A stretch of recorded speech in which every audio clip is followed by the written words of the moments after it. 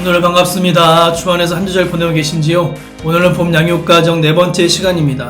지난주에는 3주에 걸친 로마서를 마무리하였다면 오늘은 바울의 또 다른 서신인 디모데전서를 다루려고 합니다. 오늘 첫 시간이기에 디모데전서의 개론적 내용을 가지고 진행하려고 합니다. 그러면 주님 주시는 마음으로 함께 강의를 시작하겠습니다. 제가 이번에 다룰 디모데전서와 디모데후서, 디도서 이 세 서신은 바울이 기록한 신약 서신서들 중에서 목회 서신으로 분류되는 책들입니다.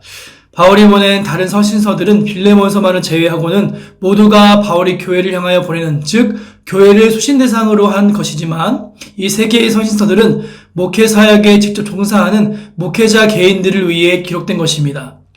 목회 서신은 전체 교회보다는 목회적 책임과 사명을 지고 있는 개인에게 주어진 서신이라는 점에서, 그리고 일반 성도보다는 교회 지도자를 대상으로 주어진 서신이라는 점에서 여타 바울 서신들과 뚜렷이 구별되는 특징들이 있습니다.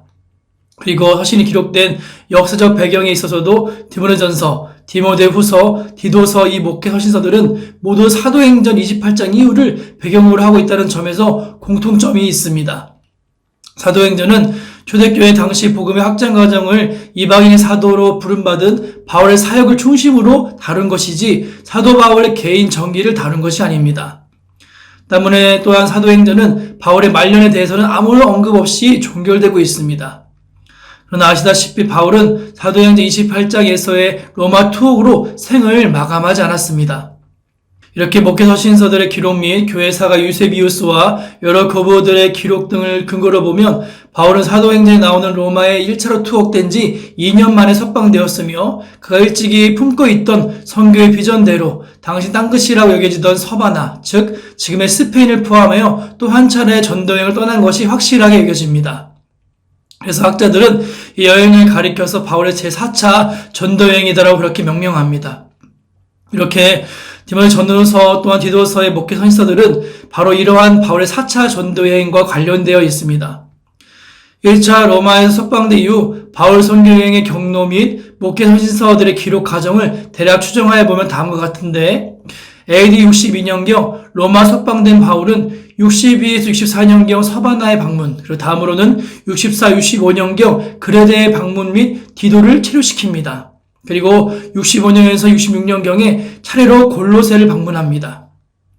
다음으로는 에베소 방문 및 디모데를 또 체류시키고 마게도냐의 빌립보 방문 및 그곳에서 디모데전서와 디도서를 기록합니다. 다음으로는 니가볼리를 또한 방문하고 67년경 로마의 2차의 투옥 및 디모데후서를 기록합니다. 그리고 68년경 바울은 순교하게 됩니다. 이렇게 바울의 인생 여정을 마지막까지 볼 수 있습니다. 이상에서 모든 목회 서신서들은 바울이 자신의 네 번째 선교여행 및 최후로 로마에서 순교하기까지의 과정에서 에베소와 그레데의 목회 임무를 맡기며 체류시켰던 디모데와 디도를 중심으로 기록한 서신서들입니다. 이렇게 목회 서신서들 중 디모데전서는 에베소 방문 후 마게도냐로 떠나는 바울이 에베소에 머물게 된 자신 신실한 동역자이자 영적인 아들이었던 디모데에게 보내는 서신입니다. 바울은 본 서신의 중간에 서신의 기록 목적에 대해 밝히고 있는데, 그것은 디모데를 하여금 하나님의 집인 교회에서 어떻게 행해야 할 것인지에 대해서 알게 하려 한다라고 그렇게 기록합니다. 바울은 자신과 떨어져 에베소에서 목회 사역을 수행하고 있던 디모데에게 목회와 관련한 여러 교훈과 권면들을 제시하기 위해 본 서신을 기록하였습니다. 이러한 본 서신의 기록 목적을 요약 제시해보면 세 가지로 정리할 수 있는데, 첫째는 바울은 디모데에게 복음 진리를 수호하도록 격려하고 있습니다. 에베소를 비롯한 소아시아 지방에서는 유대주의와 헬라 사상들이 결합한 이단 사상이 발흥하고 있었습니다. 이 이단 사상은 다음 세기인 2세기 때 기독교 최대의 배교의 원인이 되었던 영지주의의 시작이라고 보았기 때문에 이 결합된 이단 사상을 소위 원시 영지주의라고 그렇게 부릅니다. 바울은 이러한 이단 사상의 위험성을 직시하고서 이단 사상을 경계하고 복음 진리를 수호하도록 하기 위해 자신의 가장 믿을 만한 동역자인 디모데를 에베소에 체류시키는 것은 물론 본 서신을 기록하여 보내므로 다시금 복음 진리를 수호하도록 격려하고 있는 것입니다. 둘째로 바울은 디모데에게 목회 사역이 실제로 적용될 원리와 지침들을 제공하고 있습니다. 에베소 교회는 바울이 약 3년 동안을 사역하며 개척한 교회로서 당시 소아시아 일대에서는 가장 중심적 위치를 차지하고 있는 교회였습니다. 반면 디모데는 아직 목회자로서는 연소한 나이였기에 목회자로서 경험과 연륜이 부족한 그로서는 목회 현장에서 발생하는 여러 현안들을 어떤 방안으로 처리해야 할지, 그리고 교회 내 각양각층의 성도들을 어떻게 대해야 할지 등의 문제에서 상당한 어려움을 겪고 있었던 것으로 보입니다. 이에 바울은 선배 목회자로서 후배 목회자인 디모데가 당면한 목회 현안들에 대한 실제적인 원리와 지침들을 제공하는 것이 이 서신의 기록 목적 중에 하나라고 볼 수 있습니다.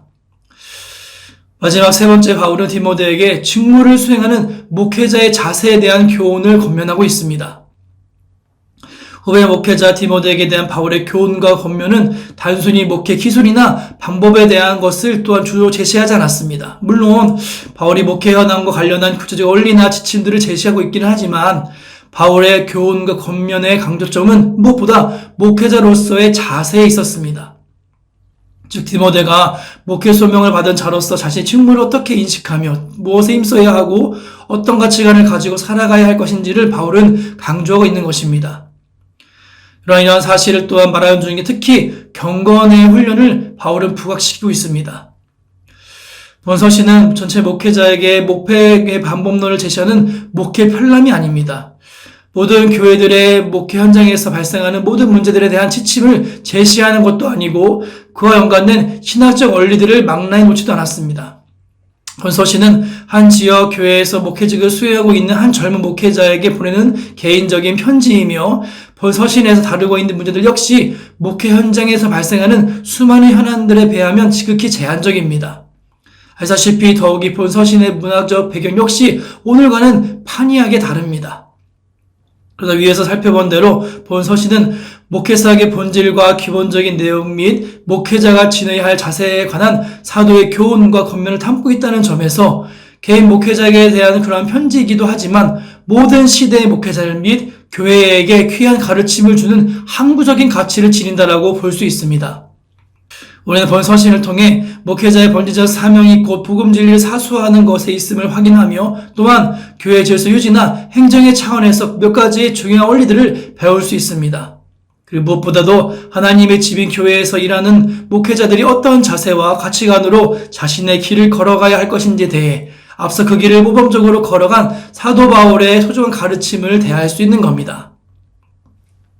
이제 다음으로 이 바울의 서신을 받는 디모데에 대해서 알아보려고 합니다.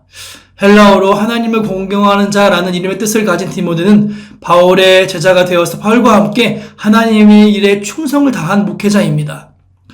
헬라인 아버지와 유대인 어머니 사이에서 태어난 혼혈인 디모데는 어릴 적부터 경건한 분위기에 성장하였습니다.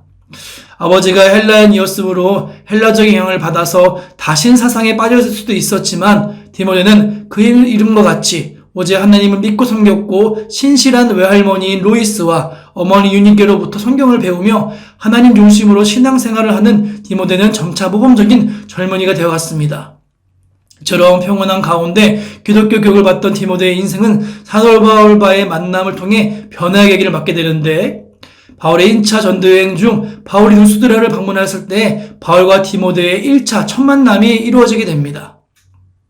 전도여행 중 기적을 행하고 복음을 전파하다가 모든 핍박을 받고 구세 일상으로 목숨을 건진 바울의 모습을 또한 본 그 디모데는 무척 인상 깊었던 경험을 하였습니다. 이 만남을 통해서 예수 그리스도를 영접하게 된 디모데는 자신에게 생명을 불어넣어준 영적 아버지인 바울의 극진한 사랑을 받으며 신앙의 훈련을 받게 됩니다. 어린 시절부터 가정에서 성역 공부를 함으로써 기반이 다져진 디모데의 믿음은 바울의 가르침을 받는 가운데 점차 성숙되어져 갔고 이와 같은 믿음 안에서 참 아들이 된 디모데를 바울의 2차 전도 여행에 함께 동행케 하였습니다. 그리고 이후에 장로회에서 안수까지 받은 디모데는 본격적으로 바울의 동역자로서 사역하였으며 고린도 교회와 에베소 교회를 위해 섬기는 사역을 감당하게 됩니다. 특별히 성경에서는 바울의 디모데를 향한 애정이 많이 드러나는데 성경을 보면 바울이 디모데를 향해 신실한 아들, 참 아들, 아들 디모데, 사랑하는 아들이라 부르면서 자신의 영적 아들인 디모데를 참 사랑한 바울의 모습이 여러 등장합니다. 무엇보다 디모데는 여러모로 부족함이 많았는데 성격으로는 부끄러움을 잘 타며 소심하고 내성적인 성격인데다가 병약하게 한 모습들이 있었습니다. 그러나 바울은 이런 디모데를 정말 사랑하고 주의 말씀으로 함께하였고, 디모데는 바울이 보내준 서신서를 통해 위로와 가르침을 받았고 여러 어려움의 고비들을 넘길 수 있었습니다. 그리고 디모데 역시 고독한 사도의 길을 가는 바울에게 있어서 그의 마음에 큰 위로를 주는 동반자가 되어 주었습니다. 성경학자들의 의견은 사고력과 인내력이 뛰어난 반면 우유부단한 디모데에게 바울의 추진력과 결단력이 잘 퇴화되어서 두 사람의 아름다운 인간관계는 하나님의 나라의 확장에 참 귀한 연결점이 되었다는 평가들이 있습니다. 이제 다음으로 디모데전서의 구조를 간단히 살펴보면, 디모데전서는 내용 구조는 크게 1장부터 3장의 전반부와 4장부터 6장의 후반부로 두 부분으로 나눠볼 수 있습니다. 예전 전반부가 목회 직무의 본질 및 내용들을 다루고 있다면, 후반부는 목회 직무를 수행하는 목회자의 자세에 대한 교훈들을 주로 다루고 있습니다. 다음 시간에 더 자세히 다루겠지만 전반부의 내용을 좀 보시면, 우선 1장에서 바울은 본 서신의 발신자의 수신자를 또 표기하고 수신자에게 축도를 한 후 수신자인 디모데에게 그가 디모데를 에베소에 남겨두었던 가장 중요한 목적이 바로 이단 사상을 경계하는 것에 있음을 상기시킵니다. 바울은 편지 첫머리에 목회자 디모데가 수행해야 할 가장 본질적인 직무가 복음 진리를 사수하는 것임을 말하고 있는 것입니다. 바울은 이어서 신앙의 또한 목회의 선배로서 자기 자신의 신앙 간증을 통해서 디모데에게 들려주고 그것에 대한 신앙 권면을 줍니다. 곧 죄인 중에 괴수였던 자신이 복음의 일꾼으로서 직분을 맡게 된 것은 넘치는 주의 은혜임을 간증함으로써 통일하게 복음의 일꾼으로서 직무를 수행하고 있는 디모데에게 믿음의 선한 싸움을 싸우도록 격려하고 있습니다. 다음으로 2장부터 4장의 또한 11절까지 내용은 디모데가 수행해야 할 목회 직무의 내용으로서 중보 기도 및 교회 질서와 조직 문제에 대해 다루고 있습니다. 이 부분에서 바울은 가장 먼저 이정자들을 비롯한 모든 사람들을 위한 중보기도를 명하고 있으며, 이러한 중보기도를 해야 하는 이유로서 모든 사람이 복음의 진리를 깨달아 구원의 길을 이기를 원하시는 하나님의 마음을 바울은 제시하고 있습니다. 기도 문제에 연속하여 바울은 공공예배 시 교회 내 남녀 성도들의 품행 및 남녀의 영적 질서에 대한 교훈들을 또한 제시하고, 교회 조직과 연관된 문제로서 감독과 집사의 자격 요건에 대한 구체적인 지침들을 또한 제시하고 있습니다. 그러면서 3장 중반에서는 전반부의 마지막 문단이자 후반부와 연결시켜주는 고리 역할을 하는데, 여기서 바울은 본 서신을 기록한 통계에 대해 밝히며 그것은 곧 디모데로 하여금 하나님의 집이자 진리의 기둥의 터인 교회에서 어떻게 직무를 수행해야 하는지를 알려주기 위함이다라고 이렇게 말합니다. 교회에 대한 이러한 독특하고 인상적인 정의를 통해 바울은 전반부에서 언급한 목회 직무의 본질과 내용에 대해 요약적으로 인식시키고 있는 겁니다. 즉, 목회자의 직무란 하나님의 집에 속한 권속들을 섬기며 또한 복음의 진리를 떠받치며 수원 일과 직결되어 있음을 바울은 디모데에게 강조하여 말하고 있는 것입니다. 다음 파트의 후반부인 4장부터 6장까지의 내용 역시 목회 직무와 관련한 제반 교훈을 제시한다는 점에서 전반부와 확연한 단절은 없습니다. 그러나 전반부와 중요한 차이가 있다면 후반부에서는 특히 목회 직무에 관한 교훈들을 다루면서도 그 직무들을 다루고 있는 목회자의 태도, 또 자세에 대한 교훈에 대해 초점을 맞추고 있다고 하는 것입니다. 즉, 목회자는 목회의 직무를 수행하면서 무엇에 힘써야 하며 어떤 자세와 가치관을 지녀야 하는지를 다루고 있는 것입니다. 먼저 4장에서 바울은 배교자들의 거짓 교훈에 대해 경계하면서 참 교사로서 목회자가 무엇에 힘써야 하는지를 교훈하고 있습니다. 즉, 거짓 교사들의 달과는 달리 디모데는 바른 진리의 말씀으로 성도들을 양육하며 경건에 이르기를 힘쓰고 신앙과 행실의 모든 면에서 성도들의 본이 되기를 권면합니다. 이 5장에서는 목회자가 남성과 여성, 늙은이의 전문의 등 교회 내 여러 유형의 성도들을 어떤 자세로 대해야 하는지에 대해 교훈하고, 이런 맥락하에 참 과부에 대한 돌봄의 당부, 장로에 대한 예우, 권징에 대한 공정한 시행, 믿는 상전에 대한 종들의 자세 및 등들의 문제에 대해 교훈합니다. 다음으로 6장에서는 목회자의 진정하고 바른 모습에 대해 교훈하는데, 바울은 여기서 거짓 교사들의 부패 특징들에 대해 묘사하면서 특히 무력에 대해 경계할 것을 강조하고 있습니다. 즉 경건을 이익으로 또한 이익의 재료로 여기며 변론과 다툼만 일삼는 거짓 교사들의 행태를 고발하면서 디모데를 향해 하나님의 사람으로서 그리스도께서 나타나실 때까지 점도 없고 책망받을 것 없이 믿음의 선한 싸움을 싸울 것을 바울은 권면합니다. 그리고 마지막 6장에서는 본 서신의 끝맺는 말과 또한 그것에 해당하는 부분으로서 디모데를 향해 마지막 탕부와 축대를 기록하는 것으로 디모데전서가 마무리됩니다.